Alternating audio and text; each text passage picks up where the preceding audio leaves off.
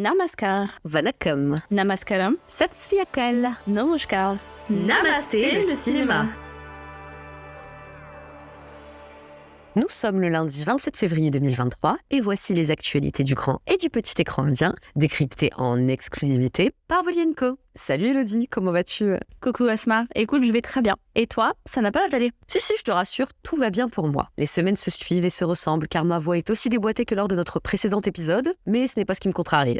Bon alors, dis-nous ce qui te tracasse. Cette semaine, je suis tombée sur une vidéo de la chaîne YouTube Cinéma Trash titrée « Le cinéma en Inde, ça ressemble à quoi ?» Et je ne suis pas contente. Est-ce que je vais trop loin si je dis que la chaîne porte bien son nom ? Non, tu tapes dans le mille. Oh là là, je sens que ce visionnage a été éprouvant pour toi. Je te le fais pas dire. Je t'explique. La vidéo est bourrée d'erreurs de bout en bout. Déjà, ça ose y qualifier Devdas de comédie romantique et de kitsch, avec une approche tellement superficielle sur l'univers du réalisateur Sanjay Leela Bhansali. Ils sont sérieux ? En 2023, on en est encore là ? Hélas, oui. Et malheureusement, la vidéo ne déconstruit pas les clichés, mais les renforce. On met en avant les films d'action lourdingues de Rohit Shetty comme s'ils étaient la définition du cinéma indien. On ne nuance presque jamais le propos et on fait des raccourcis énervants. Bref, cette vidéo sape tout le boulot que nous faisons notamment toi et moi depuis 2010. Ah, donc j'imagine que ça ne parle ni d'Anurag Kashyap, ni de Vishal Bharadwaj, ni de Mani Ratnam. Nope. C'est dommage parce qu'on n'a pas besoin de ça. Il est temps que certaines chaînes YouTube françaises comprennent que Bollywood, ce n'est pas un genre qui s'assimile aux comédies musicales, mais une industrie dans laquelle sont produits tous les genres. C'est un discours qui, personnellement, m'épuise, parce que j'ai vraiment l'impression que beaucoup de médias mainstream ne font juste aucun effort. Il y a une paresse dans le traitement de cette industrie et un mépris qui m'ulcère. Et j'avoue qu'avec les années, je suis de moins en moins patiente. Il faut dire que ça fait 13 ans qu'on se répète, alors pour la dernière fois, on va rappeler quelques évidences. Bollywood n'est pas égal au cinéma indien. Bollywood n'est pas un genre cinématographique, mais une industrie, et le cinéma indien n'est pas nécessairement kitsch ou grandiloquent. Regardez Gangs of Wasseypur, Uttar Punjab ou Article 15 pour le comprendre. Et accessoirement, le cinéma indien, c'est aussi Kollywood, Mollywood, Tollywood, bref, une multitude d'industries régionales aux films puissants. Oui, on vous conseille plein de films parmi lesquels 96, Super Deluxe, Premam, Bangalore Days, La légende de Bahubali 1 et 2, et j'en passe. Vous y intéressez, c'est y adhérer. Si le dernier tiers de la vidéo se rattrape quelque peu, il y a trop d'erreurs pour que je puisse en être satisfaite. Du coup, pour voir des vidéos vraiment pertinentes sur le cinéma indien, il faut plutôt aller fouiner dans le boulot de Cinescope, une chaîne de cinéma menée par un passionné qui sait, lui, de quoi il parle, Clem. On t'embrasse, Clem. Continue de nous faire kiffer avec ton contenu génial. Grave. Et PS, moi aussi je suis team Savarien.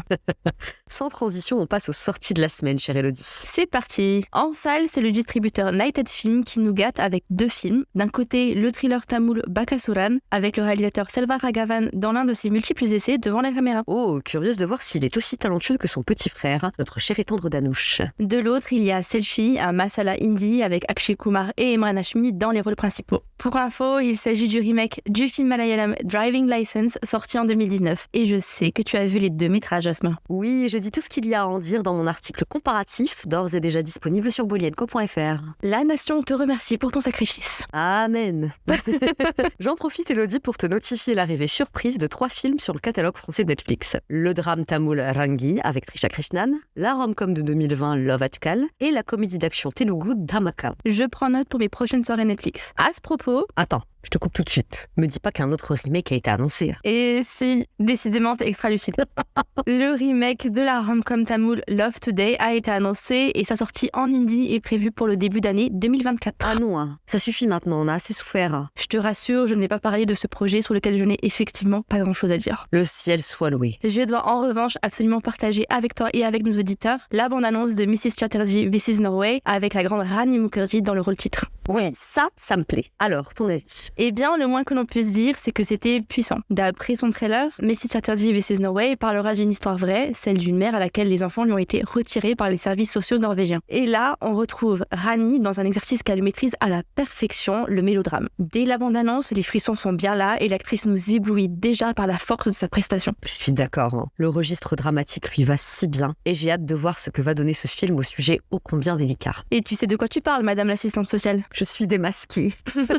En effet, quand je ne suis pas en train de partager avec vous ma passion pour le cinéma indien, j'exerce le métier d'assistante sociale en polyvalence de secteur. Mais pendant plusieurs années, j'ai travaillé à l'aide sociale à l'enfance, où j'ai notamment mis en œuvre les mesures de garde. Oula, quel est ce vocabulaire barbare, Asma ? Pardon, des formations professionnelles. En gros, j'étais référente des mineurs qui étaient confiés à l'aide sociale à l'enfance, ou placé pour le dire plus vulgairement. J'étais aussi amenée à exécuter les ordonnances de placement provisoire, c'est donc moi qui avais la lourde tâche d'aller retirer l'enfant à son parent. Mon Dieu, toi qui t'y connais particulièrement, comment on peut en arriver là? Je te rassure, on ne place pas d'enfant à tour de bras. L'objectif numéro 1 de la protection de l'enfance en France, c'est de maintenir le lien parent-enfant. Notre mission première, c'est donc d'abord de tout faire pour maintenir l'enfant chez son parent, d'aider ce dernier dans les difficultés parentales qu'il peut rencontrer. Quand les parents collaborent et ont réellement envie de s'en sortir, on ne place pas. On peut mettre en œuvre une mesure éducative à domicile avec l'intervention d'un travailleur social chez le parent pour donner des conseils, guider le parent et l'enfant sur les objectifs à atteindre. Bref, le placement est très loin d'être systématique. Et dans quel cas il y a un placement alors? Quand il y a un danger imminent pour le mineur. Car notre autre mission majeure, c'est la protection du mineur. Lorsque le parent n'a aucune envie ou n'est pas en capacité de travailler sur ses difficultés, ou que le danger est trop prégnant, par exemple en cas de violence physique avérée ou d'instabilité psychiatrique, on peut être amené à solliciter le placement pour protéger le mineur. C'est dur, mais ça a du sens dans certaines situations. Et quand un enfant est placé, c'est jusqu'à sa majorité? Du tout. En moyenne, un placement est acté par le juge des enfants pour une durée de 1 an. Tous les ans, le référent rédige une note de fin de mesure pour faire le bilan de l'année écoulée, faire état des progrès de l'enfant, mais aussi des efforts faits par le parent. Si la situation s'est nettement améliorée, que le parent travaille activement sur lui-même et collabore pleinement avec le service, une main levée peut être actée par le juge. Ça veut dire que le placement est arrêté et que l'enfant retrouve son parent. Dans le cas contraire, le placement est renouvelé. Il faut aussi savoir que souvent, le placement ne rompt pas tout lien entre l'enfant et son parent. Des visites régulières sont organisées dans la mesure du possible, soit au domicile quand le parent est en capacité de le faire, soit en milieu neutre. Bref, tout ça pour dire que chaque situation est différente. Et au regard de tout ça, la bande-annonce de Mrs. Chatterjee vs Norway te semble pertinente? Alors, je ne connais pas le fonctionnement des services sociaux norvégiens. Sont-ils plus coercitifs qu'en France? Je l'ignore. Mais le film cherche manifestement à dénoncer un racisme et une méconnaissance de la culture indienne de la part des travailleurs sociaux norvégiens, ce qui, entendons-nous bien, est très grave.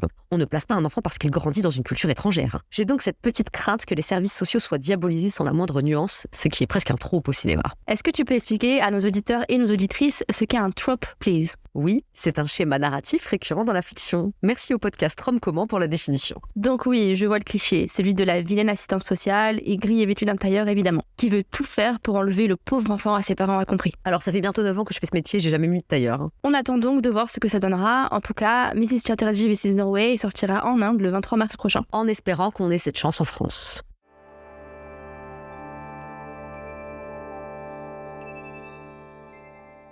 Et c'est tout pour aujourd'hui, merci de nous avoir écoutés. C'est sur la mélodie de Namami Namami du film Kabza que l'on se quitte. L'occasion pour moi de vous rappeler que ce métrage d'action en langue kannada avec Upendra et Shriya Saran à son casting sortira en Inde le 17 mars prochain. Namami Namami Ishwaranatya Pujitam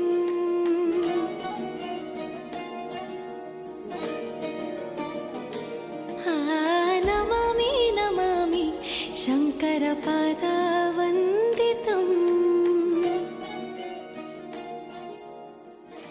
Si vous aimez Namasté le cinéma, n'hésitez pas à nous soutenir en partageant massivement le podcast autour de vous. Et si vous avez des suggestions à nous faire ou des messages à nous transmettre, vous pouvez nous contacter par mail ou sur bolienco.fr. Nous serons ravis de vous lire. On se retrouve lundi prochain avec plus d'infos. Bonne semaine à tous. Et surtout, n'oubliez pas, Namasté le cinéma.